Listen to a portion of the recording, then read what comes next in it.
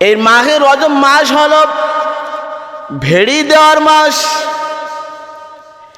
যদি আপনি মাছ ধরতে চান অথবা ফসল লাগাতে চান, আপনি সর্বপ্রথম যে কাজটি করবেন একটি ভেড়ি দেবেন। দ্বিতীয় নাম্বার যে কাজটি করবেন, পানিগুলো সেচ দিবেন, পানি সেচে ফেলাই দেবেন।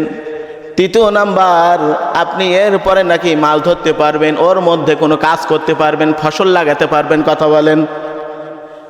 এজন্য এই মাঘে রজব মাস হল আরেকভাবে বলা যায় ভেড়ি দেওয়ার মাস। অর্থাৎ জীবনের যত গুনাহ আপনার, এই জীবনে যত গুনাহ আপনার হয়েছে, আপনি এই জায়গায় একটা বাদ দিয়ে দিবেন, অর্থাৎ তওবা করবেন। আল্লাহকে বলবেন, আল্লাহ যা গিয়েছে অনেক ভুল করেছি, মাফ করে দেন।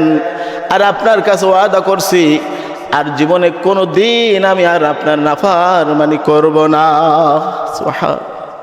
এজন্য নবীজি সাল্লাল্লাহু আলাইহি ওয়াসাল্লাম বলেছেন, এই মাহে রজব মাস হলেন আল্লাহর মাস। মাহে রজব মাস হলো আল্লাহ পাকের মাস। বান্দার উচিত হলো এ মাসে তওবা করা, আল্লাহর কাছে ওয়াদা করা, আর কোনোদিন সে গুনাহ করবে না।